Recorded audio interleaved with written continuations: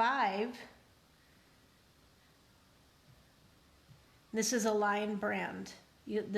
Homespun, they call it. So you can see, you've got a fine to a, you got a super fine and or a fine with a medium weight or a worsted. And this is a bulky. This is not even super bulky or jumbo. And that's where you start getting into the stuff that's like roving, which is just like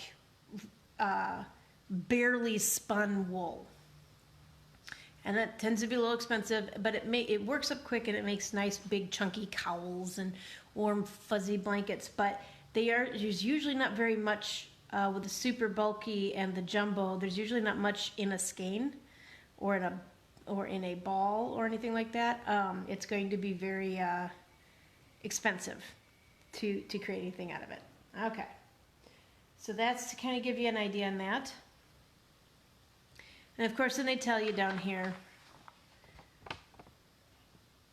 what each of these is. So sock fingering, baby, these are, you know, sock is in between there. It can also get into here. So then this stuff, when they say crochet thread, you're starting into this territory. I'm sure you've, you know, at grandma's, if you didn't do it yourself, it's almost as fine as sewing thread. Okay, this is actually size 30. The thing with crochet thread is the bigger the number, the thinner the thread. So you see size 10, size 3, size 5, size 8. This is a 30. And I've worked with this you saw that the stuff in the dollhouse? Those little teeny tiny ones from last time, doilies? Yeah, that's what you use is this size 30. For the really fine doilies and that sort of thing. This is a DK. So if we compare it, it seems very similar. This is also, it's a 2 to 3. It's a fine to a light. I use this as sock yarn. And this is actually from a company called Tink Yarn out of Vegas, and they do their own yarn dyeing. And I absolutely loved this yarn. They sent it to me to test, and I loved it, and I wrote a nice review of it. It's got a nice squish to it. This is a sock yarn. I've got a yarn here. Now this is something you'll see a lot of these. Shawl in a cake or shawl in a ball, that kind of thing. The funny thing about this, it's a size 4, okay? But it looks closer to a 2 or a 3. But they call it a size 4 because it's a bit fuzzy. So check your ball band when you're looking at your patterns and see what it says. Make sure you check your ball bands very carefully for that number, because if you get the wrong weight of yarn for your project, you're not going to get real far on it. Hello. So that's something to be very aware of when you're buying yarn. If you're making socks, you're going to want, and they'll tell you in the pattern what you should get, but you're going to want probably closer to a 2. You have a little more stretch for that. So this is a handy little thing. Again, you can get it at yarnstandards.com and just download it. It's a great resource. And what I did is I started up a binder. See, I'm all about trying to be organized, because if I'm not organized, it's not getting done. That's why I bullet journal and that sort of thing. I got me a binder, a 3-ring binder. And in that binder, I put all my stuff. It's hard to see. I have this is one of the first, these are handy. Leisure Arts prints these. Uh-oh, that battery may run out soon. The wrong one. There we go. Ha, that should get me charged up. Leisure Arts does a lot of these little books. They're usually pretty inexpensive. This one I got for $3.50 a few years ago. I don't know what they're going for now. But they'll have This one has both knit and crochet patterns in it, and I'll be honest, I can't do all of these. Just not something I've managed to accomplish. Sometimes when you're in Joann's, you'll also find they'll have a free pattern, and they will, you know, set it all up. They'll tell you what you need for supplies. So you take your little free pattern and you can buy your supplies there. Red Heart has published this one. If you go to something like thrift stores or whatever, hi Gabe, you'll often find people have donated these to like thrift stores or to half price books or whatever. So you're not paying like full price for all the little things. This was another one, you know, that I got. This is by a different company. So you'll find all different things like that. I also, what I do in here, this is where I keep all of the, you know, my yarn standards and all my printed out patterns and things like that. Hi Molly, hi Brandy. So that's where I keep a lot of those things organized so they aren't all over the place. Other useful tools are when you're knitting, point protectors. There's all different kinds. There's a kind that you can slide a tip in, and they'll often tell you what size they'll hold. And there's some that you can use to slide in either end to keep your needles, keep yours for like a smaller one. I don't know if you can really see through there. Larger needles. And these are like a silicone. Hi Kevin. These are like a silicone, so they're pretty flexible. But they are, I keep mine in here, but these are if you're traveling and you have knitting with you, this is a great way to keep your projects from sliding off your needles and getting lost. This is a hook book I made. It's got a board in there and I have my hooks on here. You don't have to buy a hook book. A pencil case works really good, or this was a pattern I found which I don't have anymore. She did not want you to make and sell from the pattern, so I have it somewhere but I don't know where. But this was a really, you'll find free versions of books to put your hooks and your needles in online. Now in knitting, there's all different, this is also, let's see if I can lift this up a little bit so you can kind of see. This is made out of cork. This is literally cork. My best friend Shelly made this for me to hold my DPNs, double pointed needles. This is another knitting tool that people are often intimidated by, honestly, and I get it. First time I used them, they were very scary. But to give you an idea on different knitting needles, this is a size 1, but this is a small, this is a 9-inch circular needle. Circular needles are needles that are connected with they have smaller ends. And a circular needle is good when you're knitting if you're doing a large project. Then you can put that project on this part, okay, and it'll just hang down. And you just use them like regular needles, you know, just like you would anything else, back and forth. Or if you're knitting in the round, you can knit them that way. And I'm not going to do knitting in the round today. I plan on actually next Monday starting with how to knit in the round for anyone who's interested. But I won't be using circular needles, I'll be using DPNs, double pointed needles. And the particular pattern I'm going to use is going to call for a set, because DPNs come in sets of 4 size 7. Hi Brittany. Comes in the 4 size 7 double pointed needles.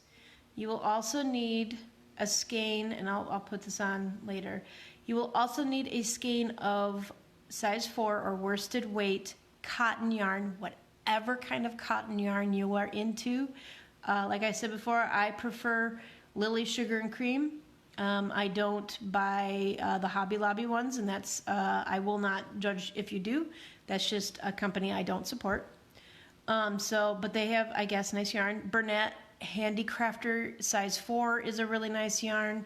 So there's all different places that you can get it, but it's a skein of like a cotton yarn is. Hi, Shelly. I showed everybody that you made me. The Cafe Italiano. She makes me some nice stuff. I love Shelly. So you can get, so if you want to learn to knit in the round with double pointed needles, you're going to want a set of 4 size 7 double pointed needles, DPNs. These are really, really, the size 7 ones are pretty universal. I mean, obviously the needles get very small for making socks into the 0, 0, 0, and 0, 0, 0 level of small in the needles. And once you learn on the size 7s, none of them are scary after that. Not a single one. All right. I'm going to put those away. And just for the record, if you only buy double pointed needles, you can use them just as you would a regular set of knitting needles. They work just the same. You can go back and forth on them. You don't have to do it in the round. I had something else. Oh, the other thing you're going to want for the double pointed needle thing are circular stitch markers. They'll help us find the beginning. These are kind of a bigger size. Whoa, get back here. Ugh. So they fit on the needle like that. And then you just slide them over while you're knitting. And we'll use those in the double pointed. They make smaller sizes and larger sizes. So you can fit just about any kind of needle. And they tend not to be too expensive. Tend to be pretty cheap. You can also just use a strand of a different colored yarn in a different weight to be a marker as well. Just make a slip knot and you can slide that back and forth just like you would one of these. Very inexpensive way to do it. Coffee. So we are happy with that. One of the things, the other thing is, as you start gathering your tools, you need something to put them in. I put mine in a pencil case. I got this at Target for on clearance for like $4. This is one of my favorite things. It's the See No Evil, Do No Evil. Small safety pin. Yep, that's right, Shelly. Small safety pin will also work. You can use any kind of pencil case. This is kind of what I put in my case. I keep my handy dandy scissors. Like I said, hi, Smatchu.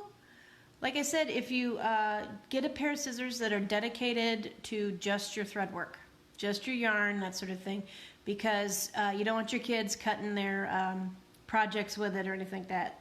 You'll use these just for yarn, just for thread. Oh, this is just something cute I picked up at Pinners. Nail file, emery board, for when you get a catch on your nail, because it'll catch on your yarn and then you're tearing at it and it drives you nuts. So these are really important. This is one of those really, thank you, one of those really cruddy darning needles, which I just don't recommend for anybody. Lotion, or in this case, I have a little, this is from Darn Good Yarn, Crafting Hands Hand Salve.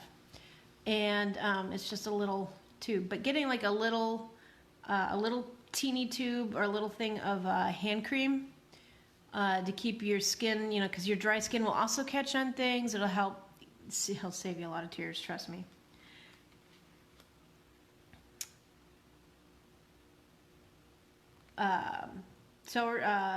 Tape measure, sewer's tape measure.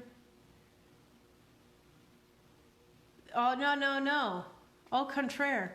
I keep them in my case, away from the children, shut up. And if I catch them with them, I kill them. Okay, I don't actually kill them, but a Band-Aid. Hello, Heather. A Band-Aid is very important because what if you poke yourselves with the scissors really hard? And I'm not saying I've done that. I've thought about it, but oh, wow. Good job, Shelly. Shelly is the sewing guru of the people that I talk with regularly. She can make damn near anything. But anyway, you want to have a Band-Aid or two in your kit. Very handy. This Shelly bought me is a handy dandy little thing because it tells me knitting needle conversions, common care symbols, what should be in your well-dressed knitting bag, what your crochet hook inventory is, your DPN inventory is, your single points, your circulars. It talks about how to do the Kitchener stitch, which is also weaving and grafting. How to do socks. The Knitter's Bookshelf. Decrease reminders. How to substitute yarns. Supporting. I mean, this is a handy dandy. And they talk about knitting a swatch, and I'll talk about that in a moment. Copyright do's and don'ts. So, exactly. Time-saving knitting tips, like the patterns that I shared where I got them from. Hi, Jason. Oh, hi, boys. The patterns that I used the other day. I'm glad I'm bringing people together. That makes me feel good. But it's one of the things about the patterns that I've shared. They are free online. You can print your own copies. I've spoken about how to, the granny stitch one. I mean, the granny square. You can find that on any website. They have not copyrighted a regular old granny square. You can't. There are books of granny squares where a person has created their own versions of granny squares. You can look them up. Nadia Fouad on yarnutopia.com. I cannot recommend her enough for crochet. She is wonderful and has so many beautiful patterns, so many helpful tutorials. She's just an all-around great crafter, and I absolutely adore her. She sells a few things. Her dad makes hand-carved hooks that are gorgeous and ergonomic for those of you who have bad hands. But, go to her site and you can download her things for free from her, or you can watch her tutorials, or you can buy a bunch of her patterns too and support her, which is very cool. This one also has in there the yarn weights. This one only goes up to 6. 7 is a newer designation that's come in with the whole arm knitting thing, or yeah, that's right, we do, and I'll get into that in just a moment. So here it shows, 7 is, again, a newer, bulky designation. So that's, I have a sip of coffee. Actually, my throat feels so fabulous today. It's so nice. That's the arm knitting. That's those, I don't know if you've seen them. They're like, for making those giant, blankets that look like they're made out of it's like this big around or bigger. It's like a tube that you're knitting with, and I can't even imagine trying to make anything out of anything like that. And this one is really nice because it shows you how they each look together. So this is the My Little Knitting Book, a quick reference by Joan or Joanne. It's probably pronounced Joan. My middle name is Joanne, but it's spelled like Joan because it's Swedish. Cool little tidbit about me. So this Joan M. Sheridan made this. And the other nice thing, it's got a little ruler on the back. So if you can find something like this, this is the handiest darn thing ever. It's so good. One of the things that you will end up wanting to get at some point is some kind of knitting gauge. I don't know how to use this one 100% properly because I'm no good at gauge swatches, okay? But this one will tell you how many stitches per inch you have depending on your gauge. Okay, I have never used it for that. And yeah, arm knitting is, I've never personally tried it. You can crochet and knit with your fingers too. And there are some really fun YouTube tutorials on that. So these particular ones are size 11, okay? So it'll tell you US size. This one only goes up to 17. And I actually have some 17s and 15s and 13s. 10.5. Now this is what's really interesting about knitting needles. You got, here we got 0, 1, 2, 3, 4, you know, you get to 10, then there's a 10.5. Then it goes to 11. There's no 12, 13. There's no 14, there's a 15, and there's 17. So it's, I don't know why they go like that. I wasn't consulted when they were figuring out the sizes of knitting needles, but this is a size 11. You would use a size 11 with a medium to bulky weight yarn quite easily. Oddly enough, a seam ripper. Maybe your scissors have gone missing because of said children. You can still cut your yarn with it. And if you're careful with certain little things, maybe you need to loosen up a stitch or whatever, but this is more of a cutting tool. So that's that. Now on the other side of my box, I'm gonna put a couple things away here. The other side of my box, yeah, see? I have like, now Shelly and Mike are the ones who got me this little thing for my stitch markers, and I did show this before. I've got, Sarah Fry made me these cute little lobster claw, and if you do jewelry making, you can make your own stitch markers too. You just need a lobster claw. Well, yes, it can be used for that. And she had these trees that she didn't have anything she was doing with them, so she made these for me. And here's, I love the bat wing or dragon wing ones. Those are some of my favorite ones. You and Mike always spoil me though. When I was talking about, here's for like smaller, I'm not flipping everybody off, sorry. These are for like smaller needles. We're talking like size 6 and smaller, size 5, size 4 knitting needles. Stitch marker. And of course the locking stitch markers, which are so important when you, yeah. Hi Amanda. So locking stitch marker, so important when you're doing, especially when you're beginning out with crochet. And again, the needles. Now one of the things that you will do with any knit or crochet is you will end up sometimes needing to do what's called blocking. And blocking is done when you dampen your piece, your finished piece.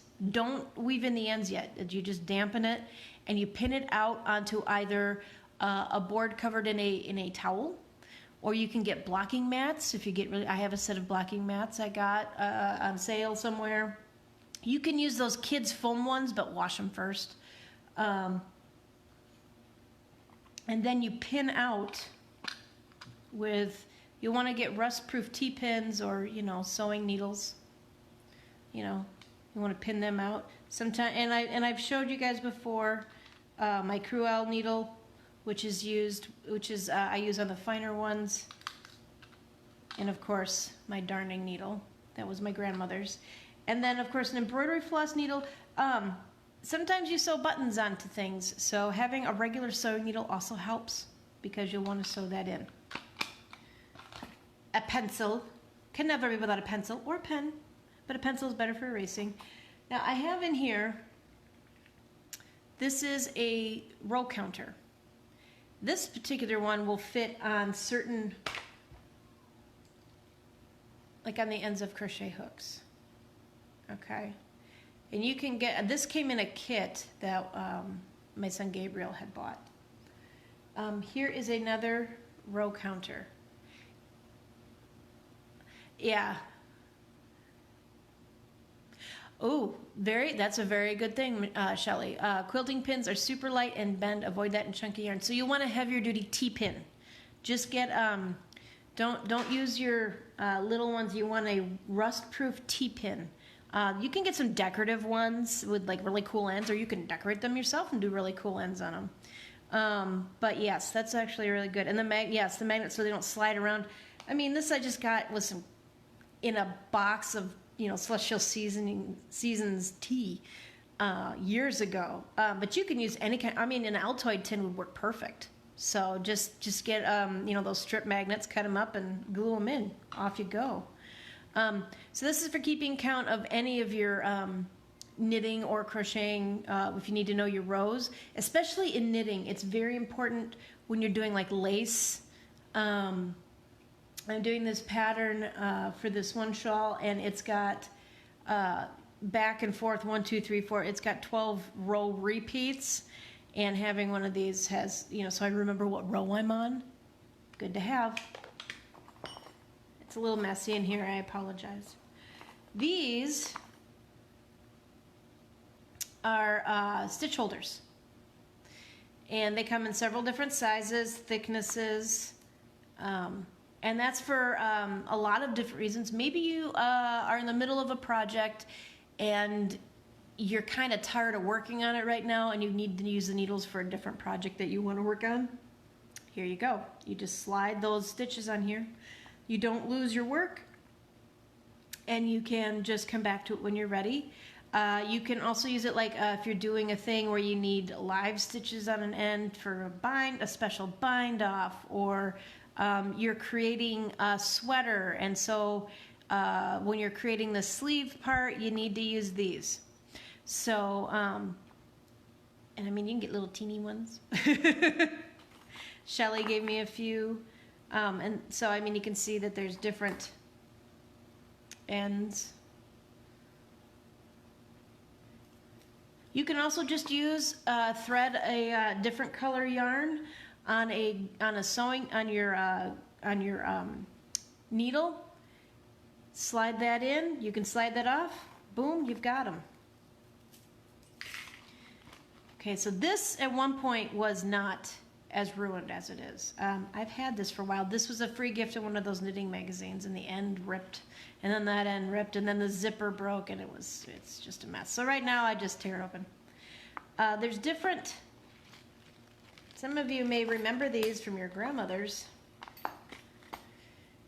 These are steel crochet hooks, and they get super teeny tiny. This is what you use size 10, 20, 30. Hold your kit in an emergency. Yep. These are, they get super tiny. You use these in doily making. You'll use the size 3 through 30 yarn on that.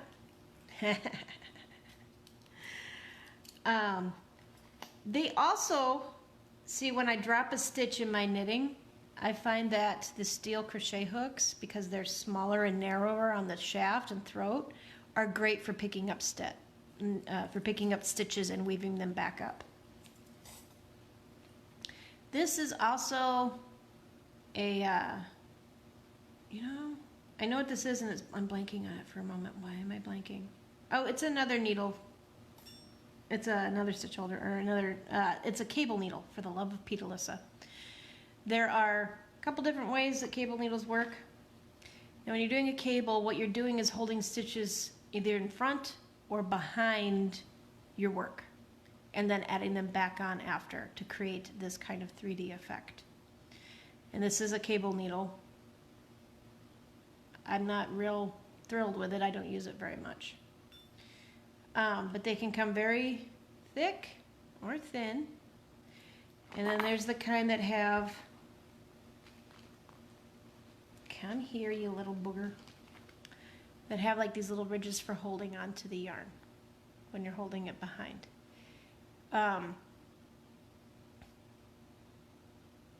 Wait, who are you talking to, Shelly? Me or him?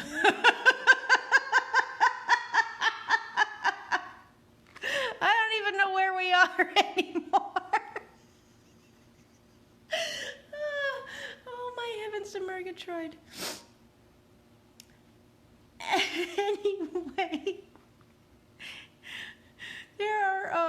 these are our cable needles. I mean, they come in a lot of different ways. You can even use double pointed needles for your cable as long as they're the right size for your work.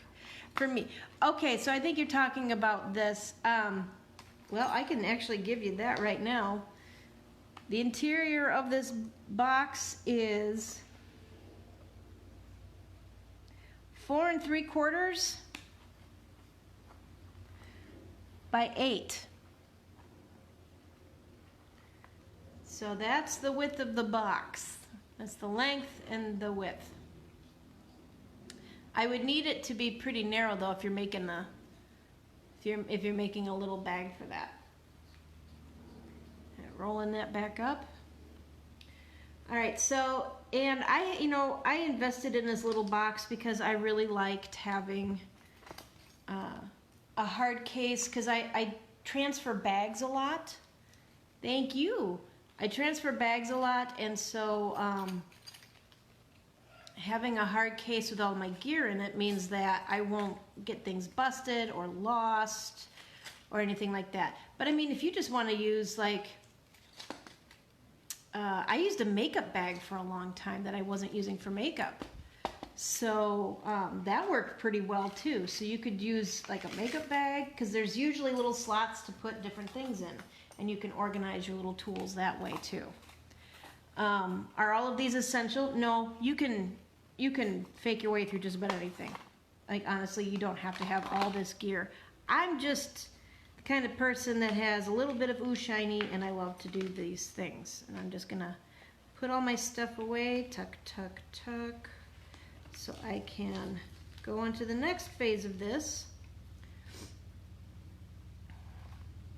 Pencil. Do, do, do. All right, closing it up. Okay, so one of the things I want to do, where did I put it? There it is to showcase a couple of other stitches with the crochet, and then I'm going to do a thing with a different cast on, and then I want to do what's called a stitch of the day. But I will talk about that when I get to that point. Right now, what I want to do is I want to show you guys more of the crochet stitches. Because I'm going to do a quick refresher on the on everything. So remember, we're going to chain 11 because I'd only want to do 10 stitches. 4, 5, 6, 7, 8, 9. Oops, went a little big there. 10, 11. And then I'm going to just single crochet across. And if anyone has questions about how to read a pattern or anything, please, please, please let me know. You can private message me if you don't want to do it, a comment on one of these live streams. I'm cool with whatever. I wish I could see some of what y'all are working on. So, yeah, I am part dragon. Duh. I was born in the year of the dragon, 76. Does that count?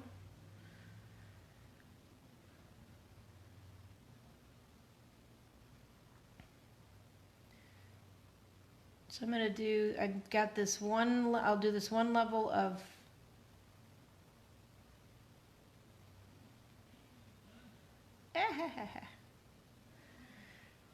so if you remember, your top should look kind of like that. This is what your sides, it's your bottom.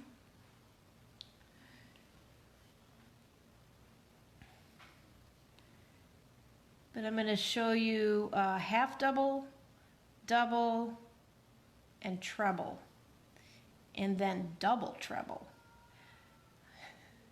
Here comes trouble, and make it double. Oh, who's my Pokemon people out there? Making bookmarks. Yeah, one day you will. You know what? You got clever hands, Mr. Smatchu. You can do it. Actually, Nadia in Yarn Utopia has a really cute couple of bookmark patterns. One that has ribbons woven into it. And I made one for my mother. I was supposed to give it to her, and then we moved. I don't know what happened to it. I'm just not sure what I did with it. So, almost to the end.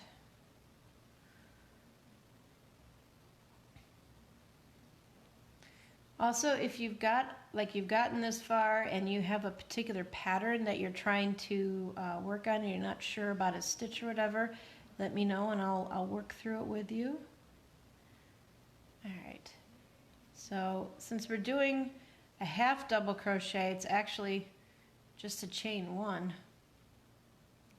because it's not much more height than what you have here. So remember, a double crochet is a yarn over, and then you go in your stitch and you pull up, and you've got 3, right? And I did sort of show this the other day. I'm sure Sarah will show you where they're at, but instead of doing 2 and 2, we're just going to pull it through all 3. Well, maybe we will if our hook will work with us. No, there. So once again, go into your stitch. Hi, Do. Just go into your stitch, yarn over, pull it through. 1, 2, 3. Yarn over once, pull through all 3, and that's your half double. You can see where it makes the single crochet right there, and then just it like adds another chain on that. So I'm going to do the whole row here as half doubles.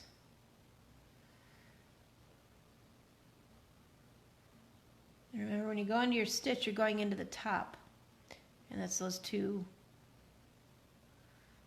That doesn't shock me that Matt would be a hooker. It really, that doesn't shock me at all because, you've seen him work it.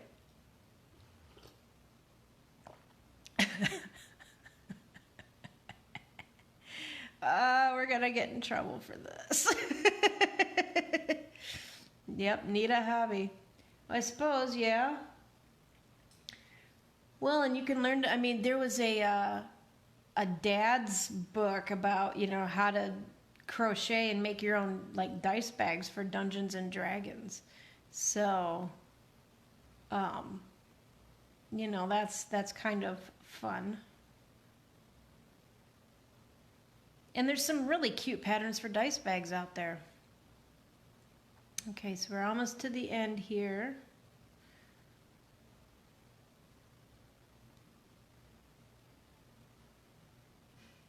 Last one. Oh, the sun actually came out. Oh my God, it's been so dark here. My depression was not happy. Okay. And I was able to keep getting my pills. That made me really happy. So you can kind of see how much taller. They're not a ton taller, but they are taller. Now some people would also say maybe you need to do 2. Yep, Ziploc made you worse. Yeah, but then you can't. Yeah, that was a hell of a mess, man. All right, so now do the double crochet. We're going to want to chain 3. Get back here. Okay. Turn around. And we're just going to do 1 row. And if you can like do several rows like this, make it like a, like people who do embroidery and such, they would do sampler, like cloth or whatever. Well, this is kind of your sampler. Sample the stitches. Enjoy them.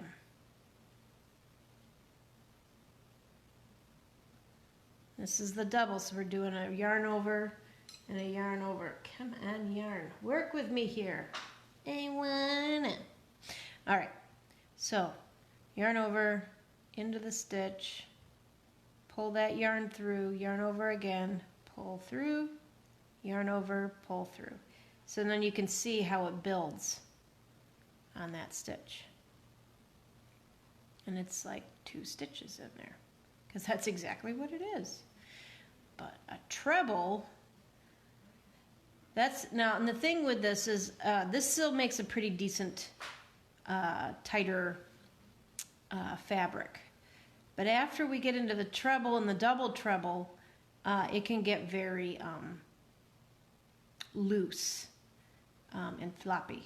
So something to be aware of when you are working with this. Okay, so now to do a treble, you're going to want to chain 4. 1, 2, 3, 4. Okay, that's how tall this stitch is going to be. It's going to be pretty tall. Turn it around. And your first stitch, before you go in, you want to go over 1, like if for a double. Go over 2. So you should have 1, 2, 3 loops on your hook. Go into your stitch. Use your finger to hold that in place too. Don't be afraid to do that. Go in just as if you're doing any other stitch. Now you've got 4. Yarn over, go through 1, 2. You've got 3 left. Yarn over 1. Come on. 1, 2. Then yarn over 1, 2. You can see you've got 1 stitch, 2 stitch, 3 stitches. Try that again. Yarn over twice. So you've got 1, 2, 3 loops on your hook. Go into your stitch, just like any other stitch. Yarn over and pull that through. Now you should have 1, 2, 3, 4 loops on the shaft of your hook. Yarn over, pull through just 2 loops. Okay, and if you need to, give it a little snug, tighten it up a tiny bit. Yarn over, take it through just 2 more. Okay, then yarn over, pull through the last 2 loops. And you can already see how kind of loose this is. This is a nice stitch when you're doing buttons, for bigger buttons, and you can see you can fit a button quite nicely through there, but it'll hold it in place. All right, and a treble stitch is used in some blankets. I'm doing, like I may have mentioned, that Mandala Madness, or there's another one by Helen Shrimpton called Sacred Spaces, and she makes liberal use of the treble and the double treble. She does some interesting things with yarn, and I've learned a lot about how to crochet, pardon me, just by going through those and seeing all the crazy things that she does. She has her stuff is 3-dimensional. It is 3-dimensional in its scope. But a lot of patterns do use a treble. So 1, 2, obviously as a treble, you're doing 1, 2, 3 stitches. So that's why, and be careful because sometimes you can get hooked up down there. Make sure you slide that yarn back. Here, kids, and my flag.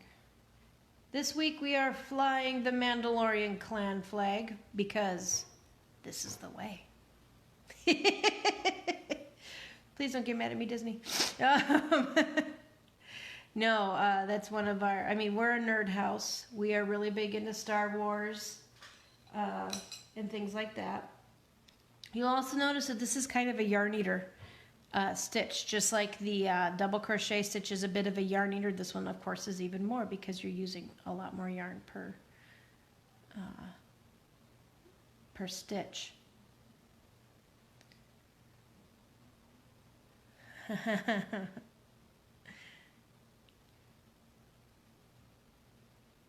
I made not the current Baby Yoda, but I made a small amigurumi Yoda, I believe, for one of Matt Fry's boys. No, I made it for Sarah, because Sarah loves herself some Yoda. 2, 3. Okay.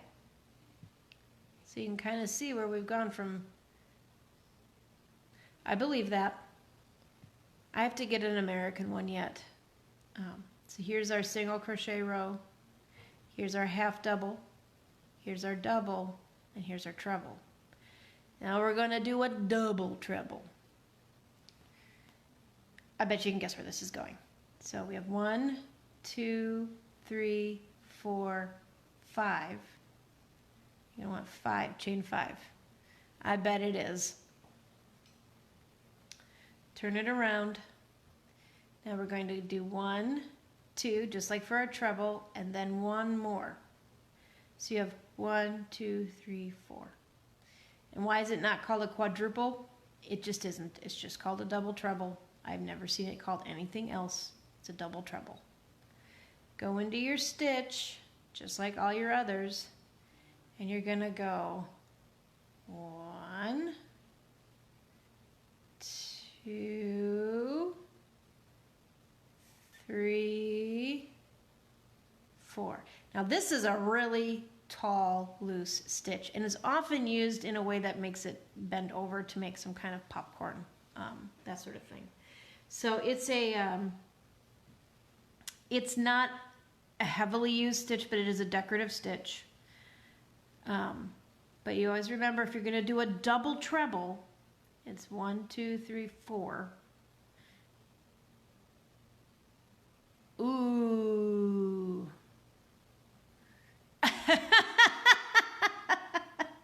Oh, Mikey, what are you doing?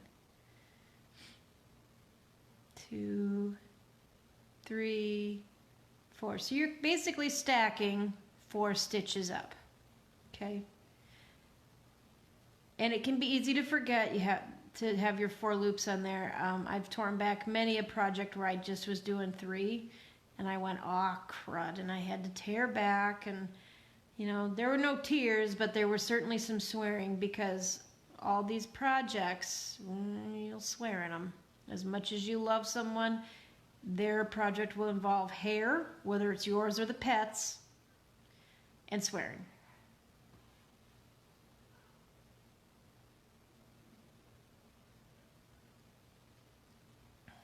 Sometimes I wonder about my neighbors. Anyway, boys are getting their schoolwork together. I hope people are doing all right with the school for their kids. I'm occasionally posting things that are useful for science or whatever, because sometimes they're fun. One thing I haven't posted is Zefrank, because while Zefrank does do scientific stuff, because Zefrank does like science, I believe he's some kind of biologist of some kind, I can't remember. But of course, you know, he illustrates things, or he speaks as if he were some kind of strange Morgan Freeman. But he can get a little gross, and so I haven't put Zefrank on as something. It's entertaining as heck, don't get me wrong, and I enjoy it very much. I learned some things about, you know, sea cucumbers and their anuses, so, you know, never a bad thing. 1, 2, 3, 4. All right, we're almost to the end here. 1, 2, 3, 4, 5, 6, 7, 8, 9, 10. Okay.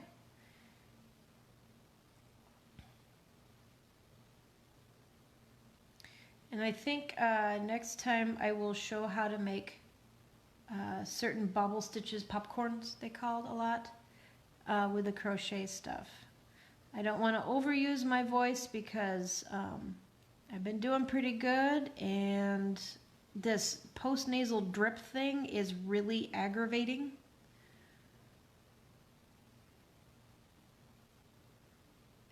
Oh, challenge me to draw something? Oh my God, I haven't drawn anything in so long.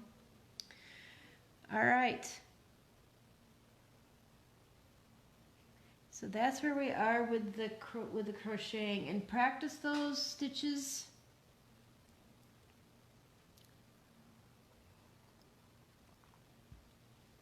I haven't drawn in so long, Matthew, I just don't even know.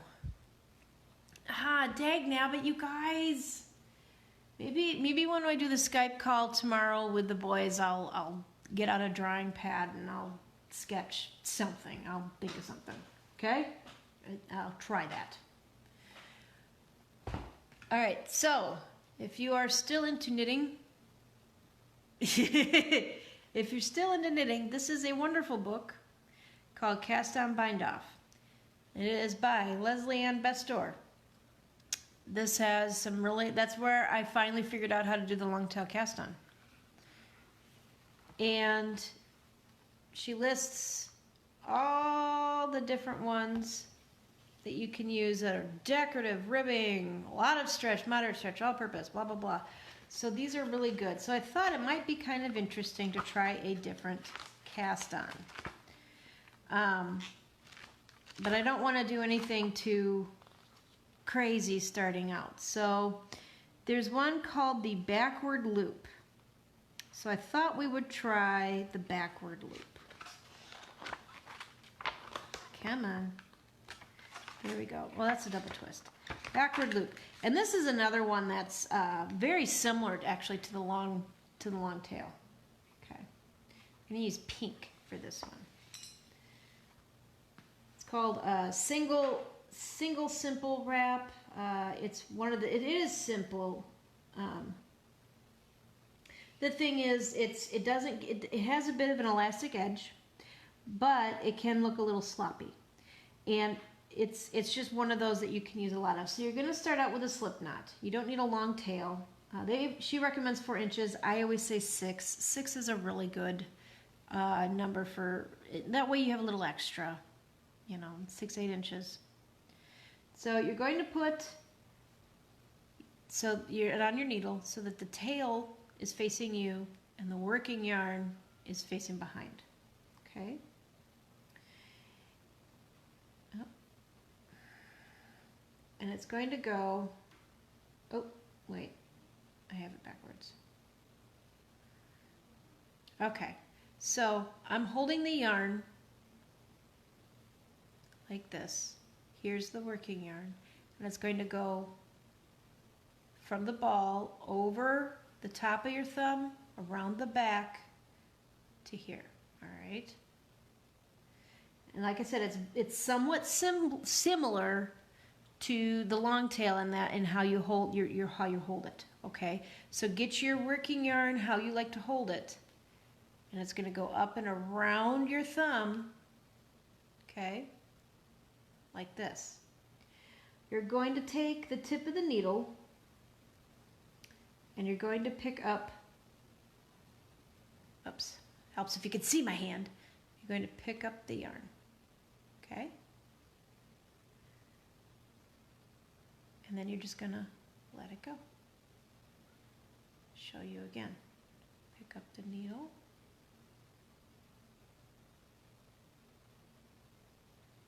Remember, let's pick up the loop.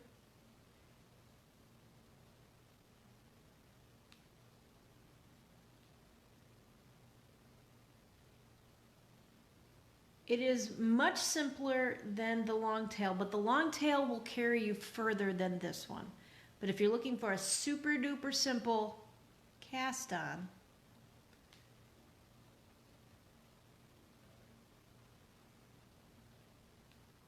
okay, wrapping around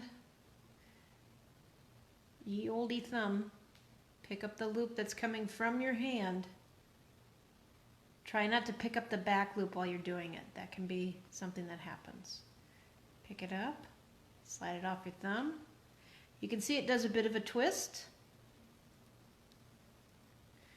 So I'm going to stop there for just a moment because I want to do a stitch of the day. Now the stitch of the day, I have this calendar. It's a perpetual calendar, 365 stitches a year. And so it's a perpetual one, and what they do is, let's see, is they will give you on a date, they'll give you a stitch. Well, today I believe is the 26th or 27th. I can't remember. I don't have my thing nearby. Somebody tell me, what's the date today?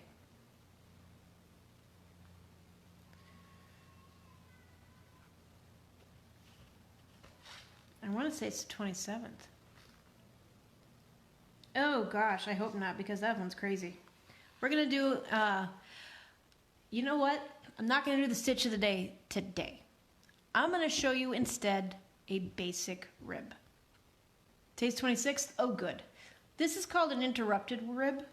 It's pretty similar to the rib, but I'm not going to do that today. I'm just going to do a basic rib stitch. Okay?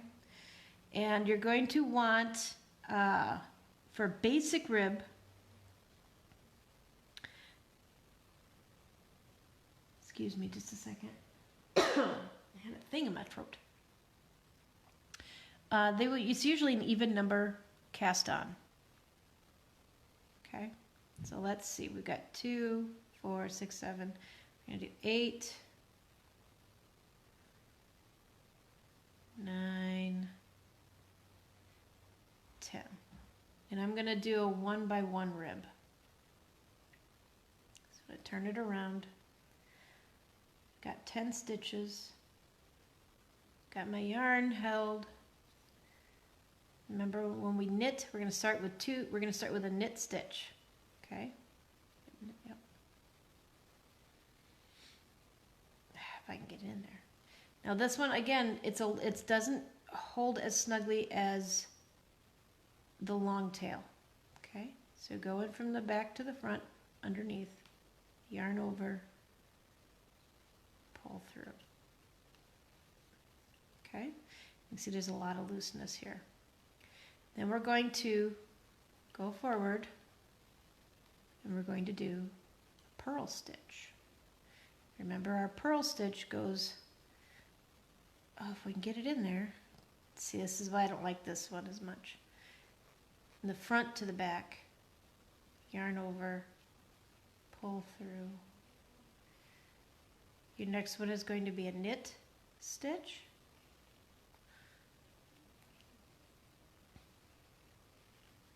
Then a purl stitch. If I can get in there. Oh my heavens to Murgatroyd. The yarn is not loving me today. All right. We're going to do something we don't normally do. But we're also starting out. So, okay. So we got the yarn in the front. Needle through the front. Oh, for the love of Pete. There we go. Pull through. Okay, you can already see we've got knit, purl, knit, purl. And you're going to do that across however many stitches, even number of stitches. You're going to knit,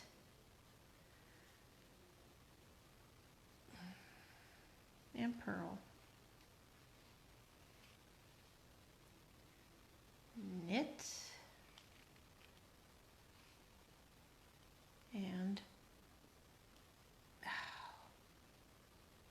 purl. For the love of Pete, purl. There we go. It's been one of those days. Knit.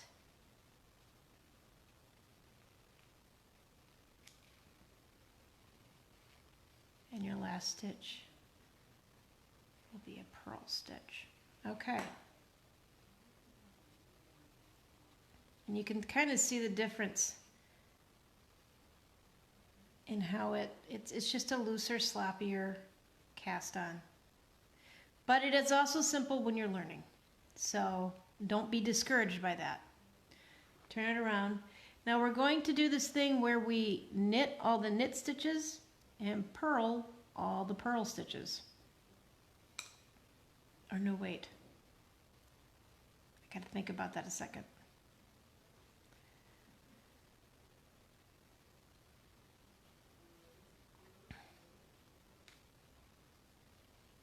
I might be screwing you up.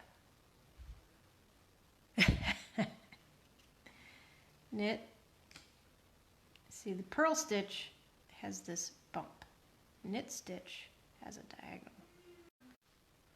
I had to reconnect. I hope that doesn't bother anybody. Try to knit, purl. I might be wrong. I might have done this wrong. Y'all may have to give me a minute.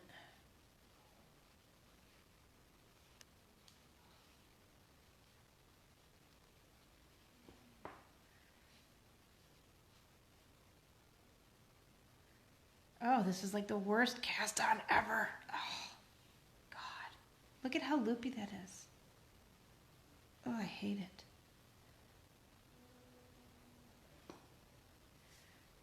I just gotta, It just didn't work for me. I apologize, everybody. It is a simple cast on, but it does not, it just makes, if you don't do it right, well, and I'm using a larger needle with medium weight yarn, just so you can see stitches. All right. I was gonna do a rib, and I keep messing myself up and overthinking it. I'm gonna come back in a little bit after I relook up and relearn what I'm doing with a knit rib. So give me about 5 minutes and I will be back. See you in a minute.